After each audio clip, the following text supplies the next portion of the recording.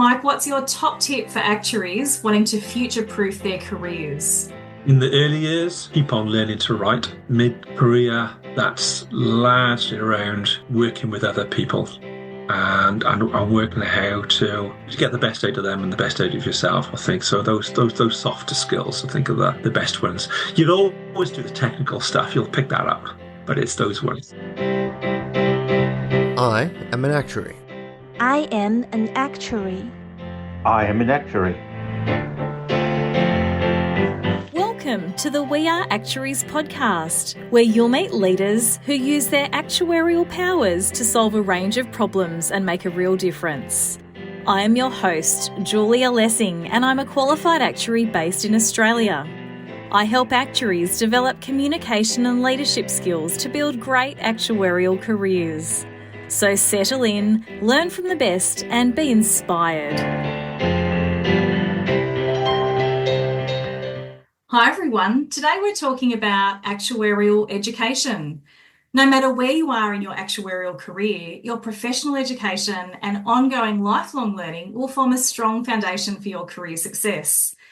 Joining us for this discussion today is Mike Callan, an experienced actuary whose 30-year plus global career has spanned industry, leadership and education. Mike's the Executive General Manager of Education for the Actuaries Institute, and he's been leading the charge to improve consistency across the qualification program to equip the next generation of actuaries with a strong foundation to have great actuarial careers. Mike, thanks for joining us. Thanks for inviting me. I'm looking forward to the chat. Mike, I know we share a passion for education and lifelong learning, so I'm really looking forward to our conversation today as well. But first, Mike, how do you use your actuarial superpowers to make a difference in the world? I manage a team of fellows who really want to supercharge the profession by creating a world-leading qualification education program. That will have the benefit of faster qualification times so people can get on with their early career responsibilities and also be young enough to engage fully in their lifelong learning journey. Fantastic. So many different dimensions to that, and so important to make sure our future actuaries have the skills that they need to, like you said, get on with their career and make a difference in the world as well. Absolutely. Yeah. Very good, very good. So, I mean, you've had a really interesting career. You've worked in different countries around the world. You've worked across different roles, and now you're in education. How did you find yourself as an actuarial educator, Mike? I'll start by saying, how did I find myself becoming an actuary? Okay, yep. I grew up in the UK, as you may be able to tell from my accent. I didn't hear the word actuary until I was in my honours year at university, when many people were going off to be accountants and computer programmers. Then some people started to say they were going to be actuaries. I was dead set on doing a PhD, which I did. But during that process, that word keeps coming back in my head. I found out that it was about using maths in business. And I thought, well, that's fascinating. I didn't have any idea what it really meant, but decided to become an actuary. I joined a medium-sized mutual life insurance office in the west of England, in Bristol. I stayed with them for about 18 years in many different roles as they grew from a medium size, being purchased by other companies to be ultimately a large UK bank. And during that process, I had a variety of different roles in product development, as well as other things, standard valuation, etc. But in product development roles, I really felt that the actuarial education notes that we had put us on a massive pedestal compared with others, because not the technical maths components, but the structure of how an office worked, how information flew around there. So I found myself living a sort of product management type role, but also the ability to talk with the disparate departments, IT, human resources, administration, on how it all fitted together. So I like being the centre of that. And I realised it was the education components of that I really enjoy. I like getting up in front of salespeople and explaining products and fielding their questions. And then as your career progresses, and I ended up being head of actuarial for a continental European division, that then gave me the ability to spend some time with the junior fellows on helping them understand what the notes really meant, what the exams meant, and how do we transform that? How do we apply them in practice? So, and I like to continue that journey throughout. I continued that throughout my work and life. Emigrated to Australia, had a bit of experience for a few years in Deloitte and a short period in AMP. And by this time, I really liked what I was doing. But a job came up in Monash, Monash University down here in Melbourne, which was fascinating, which was, can you come along to set up what they call the Part 2 program, the control cycle and the asset liability management? And I thought, I'll give it a go. Went to do it, loved it, spent a few years, because it really gave you the chance to rewrite the course notes in a way that you would have appreciated as a young person. And so that was really useful. I'm happy to do that. And then I was very lucky in about 2018 where council made a decision to employ people, actuaries directly. So I came on board and a few others, Amanda Aiken, as you know, and a few others came on board, and we helped set up this new program in the fellowship. So that's the sort of transformation from industry to actuarial education. Wow, what a great transformation, Mike. And how powerful that you've had that deep industry experience. You know what it's like being an actuary working for a company, and the skills that are needed beyond just the technical as well. Absolutely. And it's trying to help people understand that the technical skills take time to learn, but they take many years to apply and practice. And what's great about when you're teaching younger people, when you've got lots of experiences, you can tell them the war stories. And the feedback you get is you can teach people, here's a list of 5 things to do amongst 20,000 lists of things to do. And it's hard to mean anything.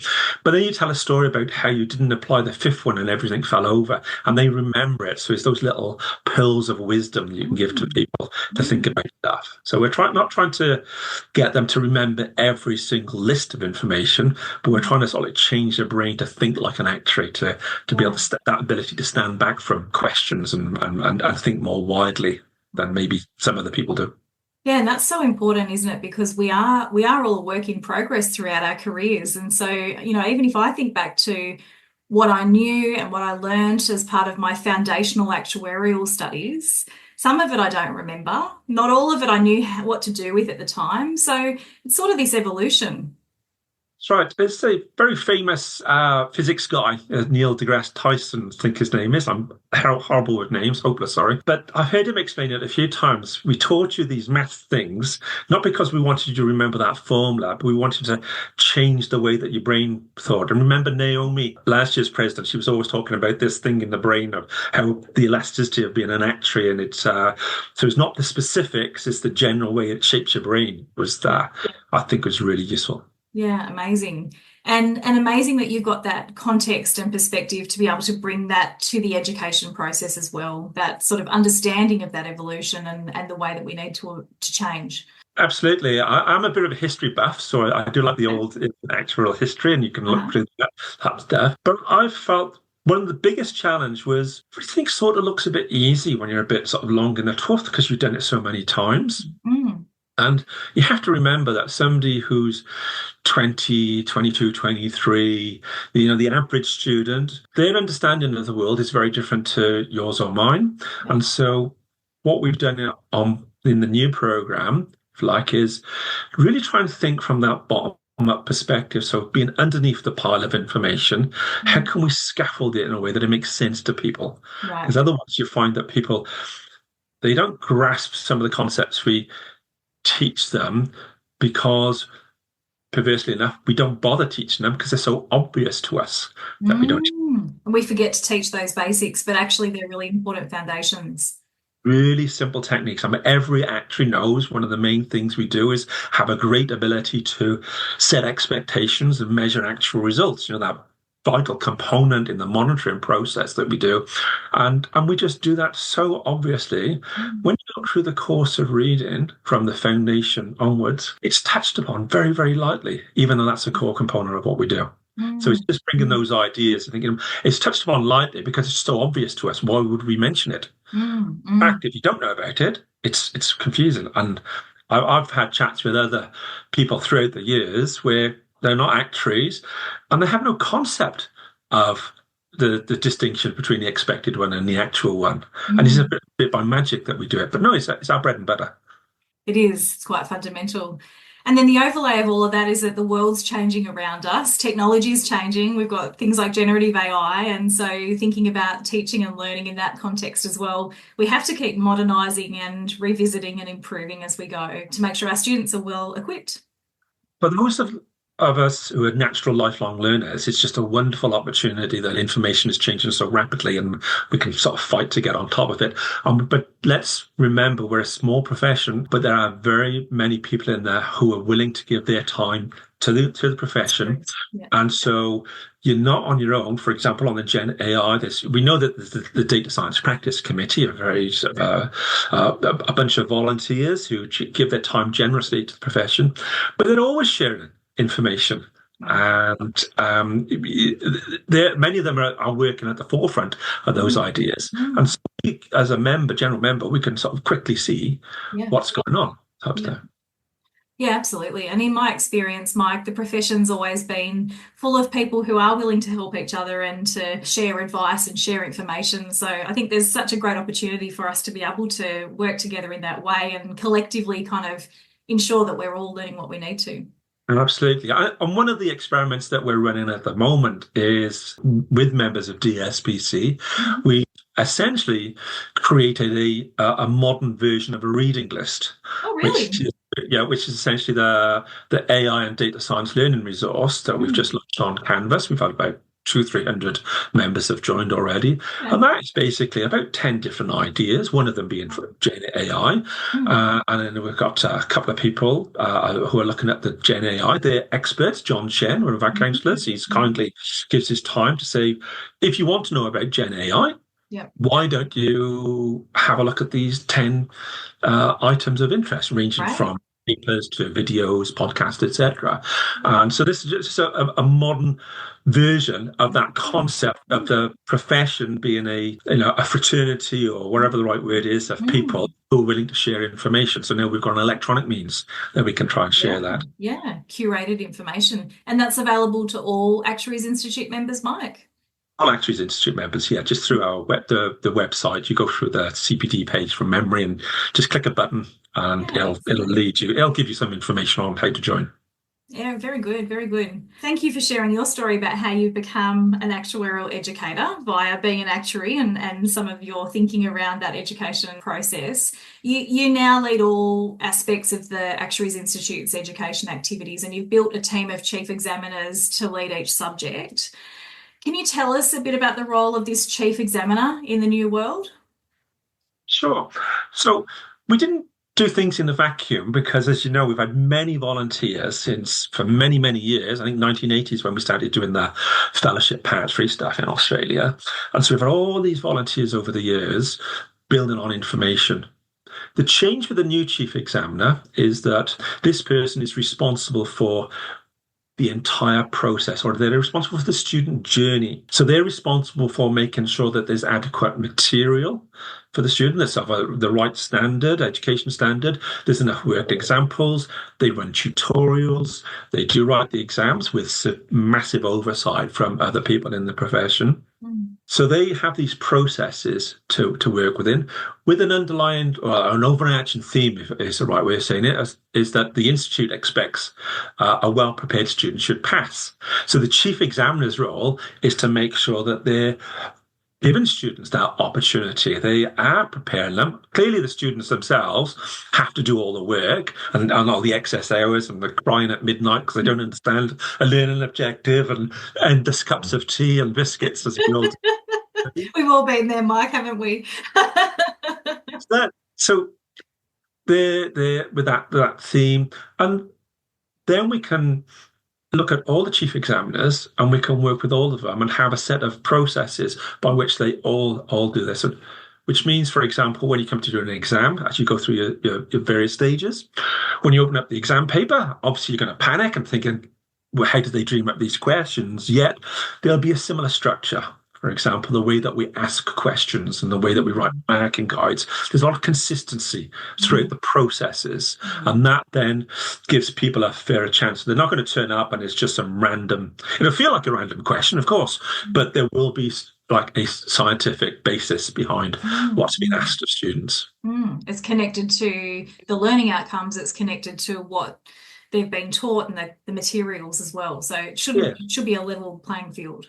Yeah, and exactly, and the chief examiners themselves have to make this material contemporary, because one of the things you come out at the end of the process is, whether it's an associate level or the fellowship level, you're at if you say the fellowship level and you take the general insurance applications, you're at the level of a newly qualified actuary, and that's a very big question. What does that really mean? What I mean by it is that you've been exposed to the information that a senior actuary would know about, but we've examined you appropriately, so you've demonstrated to us that you've understood the concepts.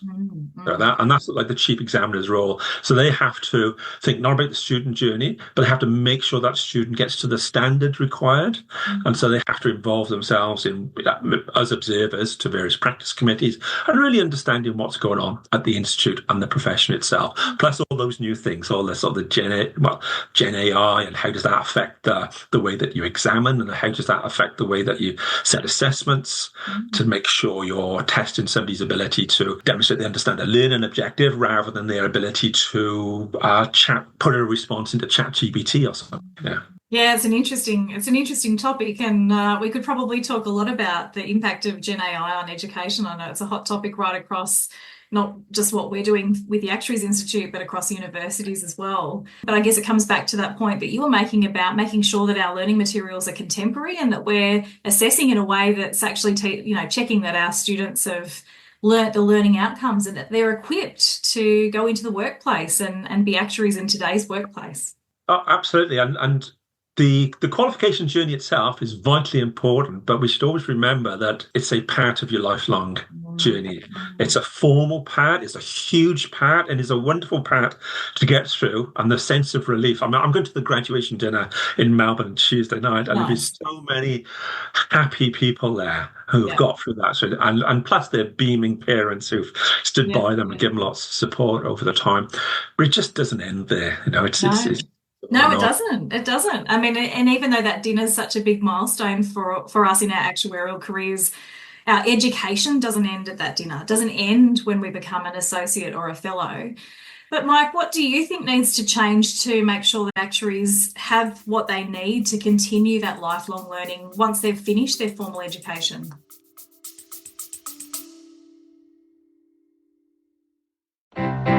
You're listening to the We Are Actuaries podcast, brought to you by Guardian Actuarial. For more information about our guest and today's episode, head over to guardianactuarial.com.au/podcast. There was a great speech a long time ago. I told you I was a history buff, and I'm not going to make an apology for this. In 1968, the then president of the Institute of Actuaries in London, James Pegler, described the model that you'd probably recognise today. Is very much that the qualification process was largely learning all the jargon that we use as actuaries. Yep. And then the next 10 to 15 years, you're going to work with your peers to figure out, well, what did that all mean? And how do I apply it in practice? Till you get to some sort of nirvana. I don't think he used the word nirvana, but some ultimate state that you're an expert, a true expert, which meant that you could go and talk to, for example, a board of directors without using the jargon itself. So that's the sort of the journey that we're on. So we've got this very formal part at the beginning, and then we sort of leave people alone. So if you're in a big firm, there are a few big firms in Australia, corporates and consultants, where there's probably a big program for people to understand that journey as they take on more responsibility and work.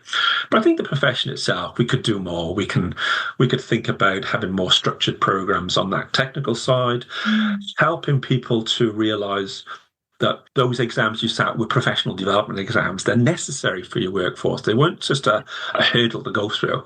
So there's a bit of back and forth. If we went back in time, there was probably constancy in the material that you had and what the generation before was taught. That doesn't apply now. If you look at what's in the fellowship material and in the foundation, the Part 1s in, for many listeners, lexicography, what's in there is very different to what we studied. So, for example, the foundation stuff contains a lot of what people call model statistics.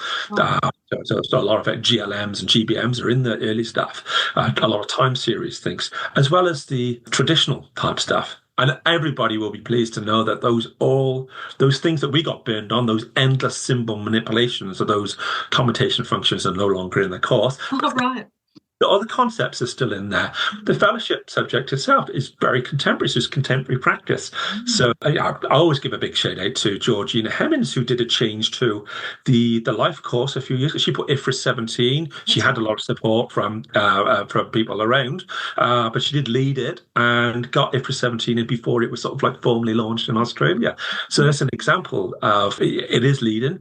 We'll always change it, and that's with a big help, obviously, of the profession. So that's the sort of technical component. But there's this huge thing that the very inappropriately called soft skills, which are much the things. And then area, I think there's a growing development and need within us. We all recognise that we have to learn to write better and communicate better and negotiate better and think how to listen to people better. But maybe there's room for that to grow in the profession. So there's the continuation of other things that we do, the thought leadership papers, insight sessions, the great work all the practice committees do. All that's going to carry on.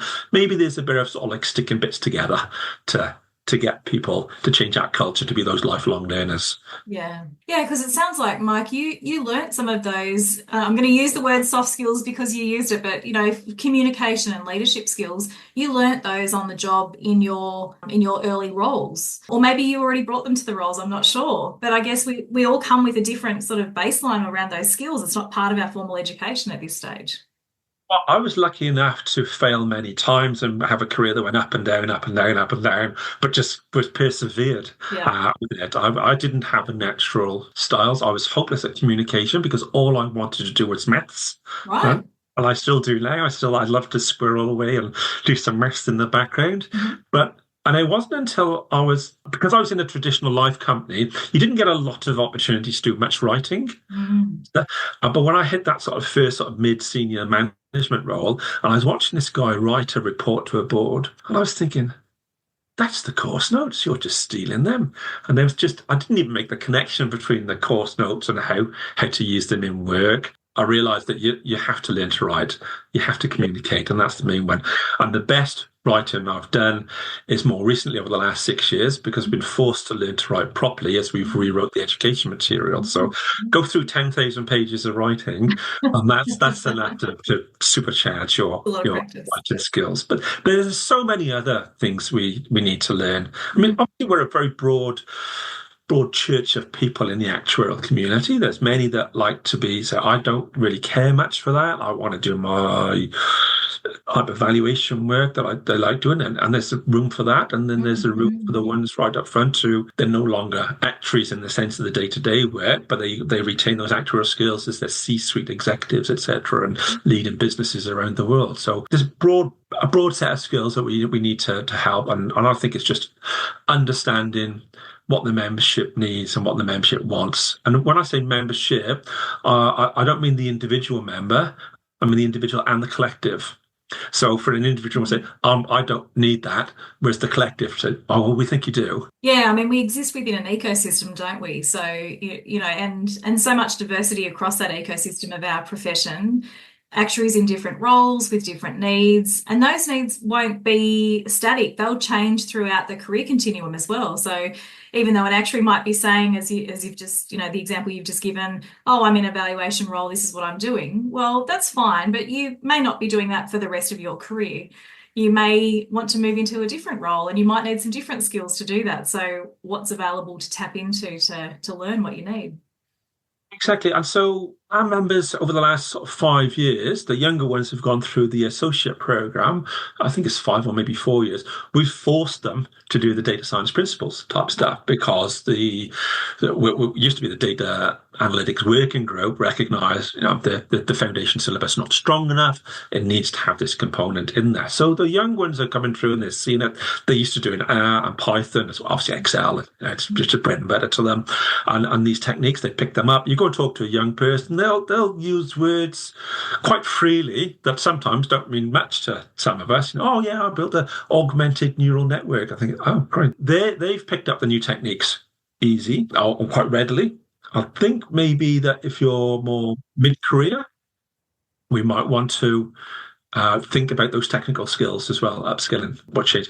The actual profession, if you think about it, there's not much pure actuarial stuff in the foundation staff. It's probability, statistics, economics. It's quite broad. There are a few things, the way that we do the life contingencies and the triangles type stuff, but they're really within a broad suite of skills. So we sort of beg and borrow the skills required to do the jobs. And now we're in a world where there's a lot more usable data. Then it's just natural that you need to build up those skill sets. So if you finished studying 10 years ago, you know that you're going to have to study now. Yep. And I take your point as well about how this could be a great collaboration for us as a profession. There are people within the profession who know a lot about some of these new things and more contemporary skills and practices and techniques. And so we can collaborate and share our knowledge. That's the cultural change, I think, from the borderline between formal and informal education is a bit blurry. We're always going to retain the qualification one. Yeah. Just the minimum standard, if you like. But as you progress through your life, yes, of course, you might want to pick up a book and read a bit of it. But you can envisage a world where there are more qualifications later on, not to give you, the FIAA is the gold standard type stuff, and the associate's a great standard as well, so not forget that. But there are other things, because how much have you truly learned if you've just picked up a book and read it, put it down, compared with you picked up a book and somebody says, well, take a test. It has to be appropriate, because as you get on in your career, there's more demanded of you in the day-to-day work. So, you just don't have the capacity to do the long formal studies. Plus there's other things, life events get in the way of doing that, having families and other things come along. But we still need to help people on that journey. And I think that's the one, is the helping them on that journey, because technically there's enough out there. You don't need anybody else in the profession, because you can use Google and other things. That's such a big ask of people. So it can be quite overwhelming. There's so much information. So if we can help each other to curate that down and make a bit more sense of it, the example that you've given with data science, that's going to help a lot of people. It's going to help a lot of us. Yeah, very good.